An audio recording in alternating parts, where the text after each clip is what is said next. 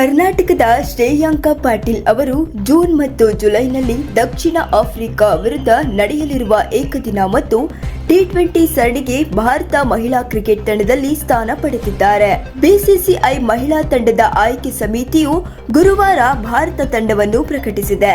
ಹರ್ಮನ್ ಪ್ರೀತ್ ಕೌರ್ ಅವರು 3 ಮಾದರಿಯಲ್ಲೂ ಭಾರತ ತಂಡವನ್ನು ಮುನ್ನಡೆಸಲಿದ್ದು, ಸ್ಮೃತಿ ಮಂದಣ್ಣ ಉಪನಾಯಕಿಯಾಗಿದ್ದಾರೆ. ಅನುಭವಿ ಆಟಗಾರ್ತಿಯರಾದ ಜಮೀಮಾ ರಾಡ್ರಿಗಸ್ ಮತ್ತು ಪೂಜಾ ವಸ್ತ್ರಕರ್ ಅವರು ತಂಡದಲ್ಲಿ ಸ್ಥಾನ ಪಡೆದಿದ್ದಾರೆ. ಅಗ್ರ ಕ್ರಮಾಂಕದ ಬ್ಯಾಟರ್ ಪ್ರಿಯಾ ಪೂನಿಯಾ ಏಕದಿನ ಮತ್ತು ಟೆಸ್ಟ್ ತಂಡಕ್ಕೆ ಮರಳಿದ್ದಾರೆ. ಬಲಗೈ ಸ್ಪಿನ್ನರ್ ಶ್ರೇಯಾಂಕ WPLನಲ್ಲಿ ಈ ಬಾರಿ RCB ತಂಡದ ಪರ 13 ವಿಕೆಟ್ ಪಡೆದು ಮಿಂಚಿದರು.